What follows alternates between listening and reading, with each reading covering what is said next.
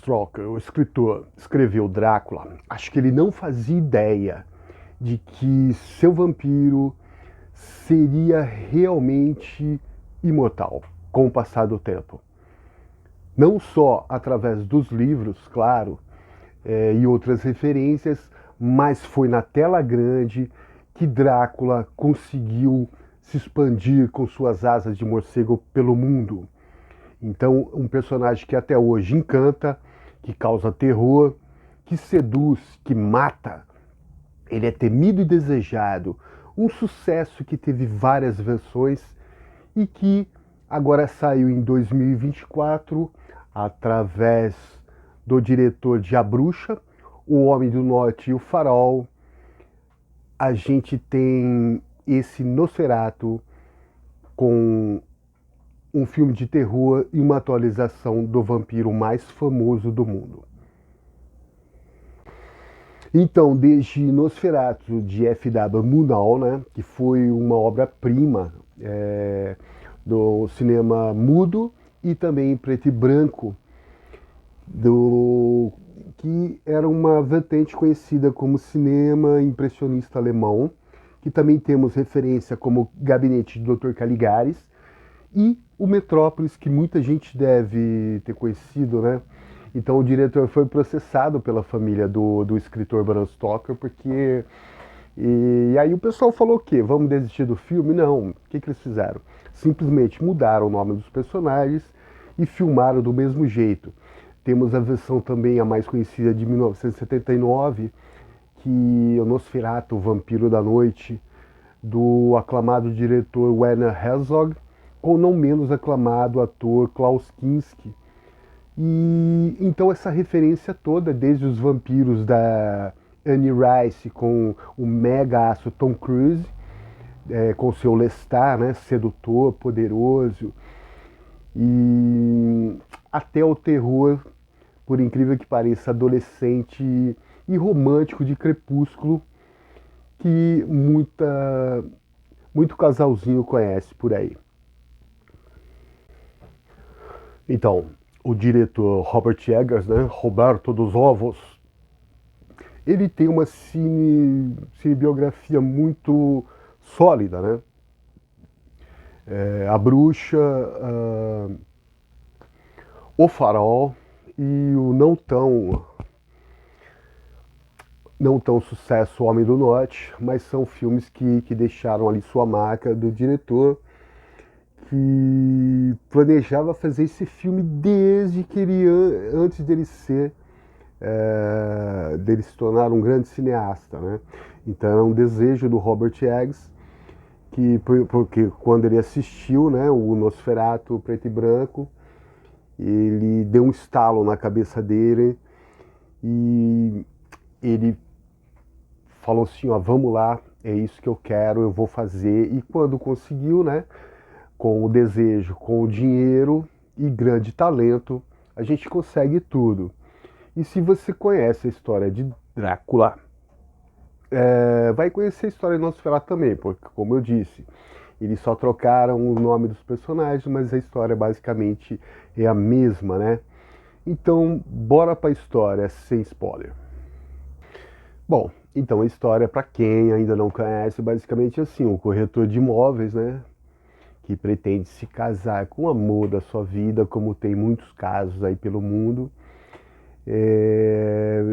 tem que fechar um negócio, né, pressionado a fechar um negócio, porque ele quer se casar, quem casa quer casa, ter dinheiro, e ele aceita um trabalho, né, de fechar um negócio com o excêntrico Conde Orlok.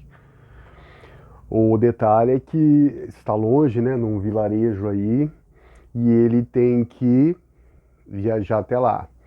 A sua noiva, né, a Ellen, que tem sérios problemas assim, porque no começo vocês vão ver uma introdução, né, que ela tem alguma coisa com o Conde ali, Orlok, que ela chama, que ela tem aquele desejo, mas implora, pede para o marido, para o Thomas não ir. Mas ele não tem outra opção, a gente tem que trabalhar, e ele foi lá atrás, através de um vilarejo sinistro, onde ele tem um tempo ali, percebe coisas sinistras, né, que o próprio povo faz, que esse negócio da cultura que o Robert Eggs usou é fascinante, né? Que naquela época lá existia muito, assim, falta de conhecimento, né? Tem até o que faria o Van Helsing, o ator preferido do Robert Eggs, né? Que diz que às vezes a ciência se perdeu no meio do caminho e ele presencia uma coisa estranha, mas mesmo assim consegue chegar no castelo, onde ele vai fechar o negócio, mas não tem a mínima ideia do que o Conde planeja, né? O Conde Orlok planeja para ele e para sua esposa. Bom, e agora, se você não assistiu o filme ainda, a gente vai chegar na parte com spoiler, então é por sua conta e risco. O que a gente pode falar? Então vai lá, o Thomas, o começo, a gente tem a Ellen ali invocando a criatura, invocando o desejo, aquela coisa que a gente não sabe bem o que é, que na verdade fica muito ambíguo, né?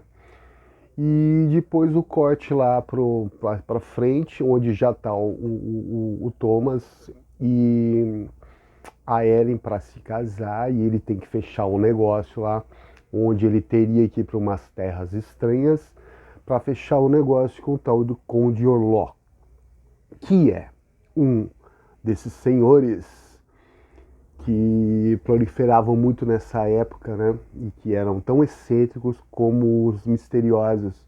E mistério que não falta, o Robert Eggs deixa muito nisso.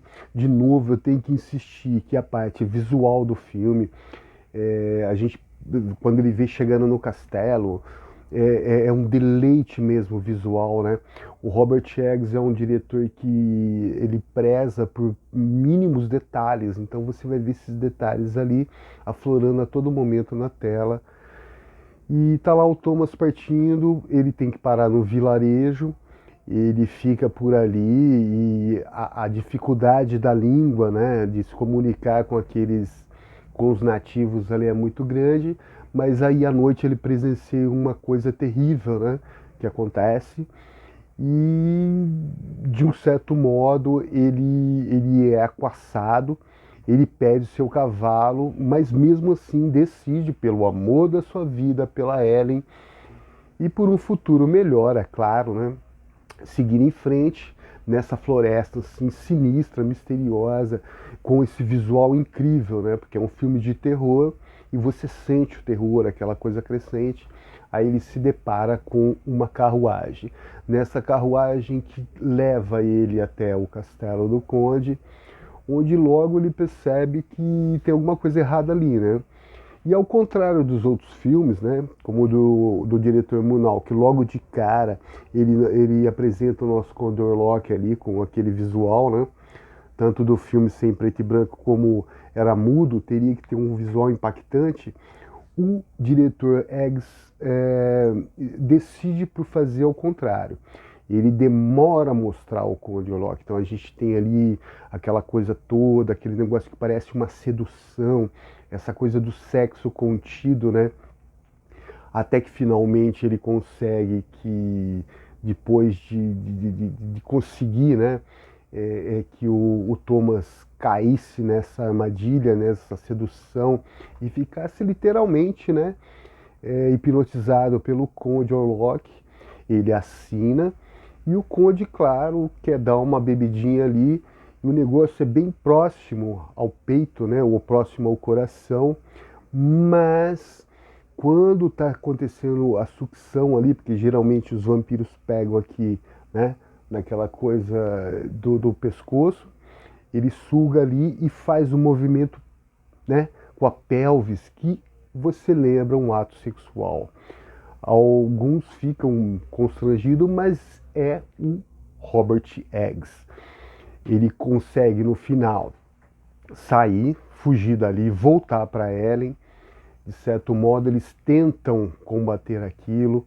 Aí a Ellen já está transtornada, já começa tudo bagunçar.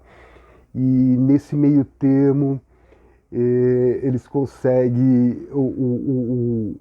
o personagem ali que vai tentar ajudar, né, do William Dafoe, que é o personagem, que é o ator preferido do Robert Eggs. Ele é o Van Helsing, na verdade, né? E conseguem fazer com que eles tramam uma, como se fosse pegar mesmo o vampiro, como se fosse pegar o conde que está se aproximando ali do vilarejo, né? Ele vem com aquele, se vocês assistiram a Viagem de Deméter, né? Que é tudo no livro do Bram Stoker, e ele está chegando ali e eles tentam amar essa armadilha para ele, né? Só que antes o pessoal sai de casa meio fugido, aquela coisa toda. Tem uma cena lá que o conde acaba matando as crianças, né? Que muita gente achou muito, assim, uma cena bem impactante, mas fazer o quê, né? É um filme de terror, né? É para impactar, é para ter o terror.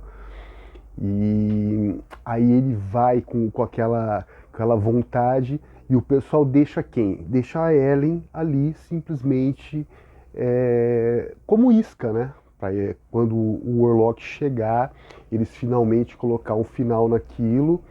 E como eu digo, o impacto assim do visual daquela coisa toda, quando o Conde Orlok fala e se revela, parece que dói, né? Aquela coisa, ele tem aquele corpo corcomido, aquela coisa meio nefasta, que quando geralmente mostra, né?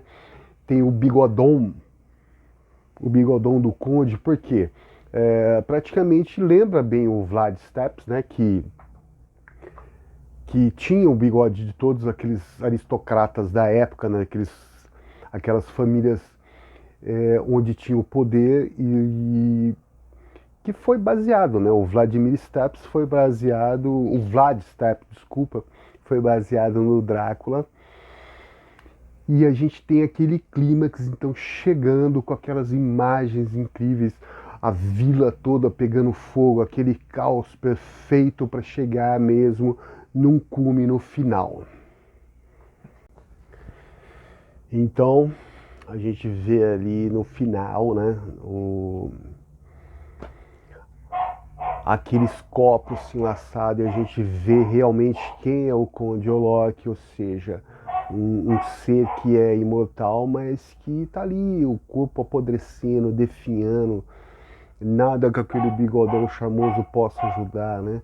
Seu corpo cheio de chagas, aquela coisa toda. E a gente vê a Ellen como uma metáfora, né, das mulheres de Freud, aquelas histerias assim, que era classificada justamente pela repressão do sexo, pela repressão sexual, né, que causava aquele impacto nas mulheres.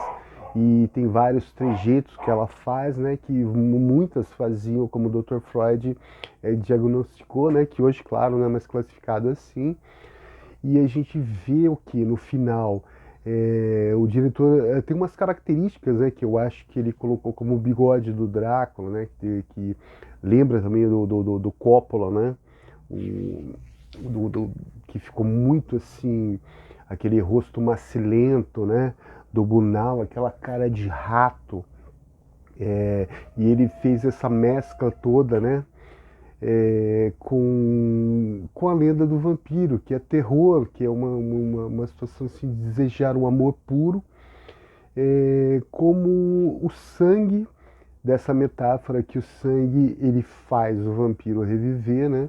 Assim como faz quem está vivo viver. Sem sangue a gente não tem a circulação da vida, né? Aquela metáfora que, na verdade, então a gente tem essa pulsão de morte, mas ao mesmo tempo esse desejo de viver para sempre.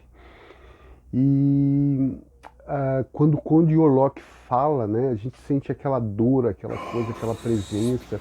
Tanto que eu acho que o Robert Eggs deixou isso aí, porque quando teve o Murnau lá, do Murnau, era um cinema mudo, né, em preto e branco. Embora também as matizes e as cores do Robert Eggs seja aquele azul meio frio, aquele cinza meio frio, a gente chega a uma conclusão que acho que os vampiros, que todo o mal, né, como existe, mas ele quer apenas o quê? Viver e dar um sentido à vida, como qualquer ser, né, que procura isso. Só que, ao mesmo tempo, a gente vê uma maldade que todos temos, e um desejo, né, de ascender, de não querer morrer. E no final, esse embate entre a pulsão de morte e aquela pulsão onde você quer viver, você quer se sentir amado, você quer ser feliz, como todo vampiro. Ou não, são seres assim que causam uma certa transparência no próprio ser humano, né? A gente não quer morrer. Quando você está chegando aos finais assim de seus últimos momentos, possivelmente você quer se agarrar à vida, não quer. Mas assim, tudo tem seu fundo, tudo tem um sentido na vida, embora muitos não consigam dar um sentido a ela, né? De qualquer modo, Nosferatu é um filmão de terror, é um filme que você pode assistir tranquilo se você quer ver. Para quem justamente é fã do diretor do Eggs, né, do Robert Eggs, você vai ver aquilo que você esperava, e a gente vê o deslumbre de um diretor que simplesmente fez uma homenagem a um personagem que um escritor, eu acho que nunca imaginou que se realmente iria se tornar imortal, como Drácula, que é o Nosferatu. Pessoal, obrigado, fiquem bem e até mais.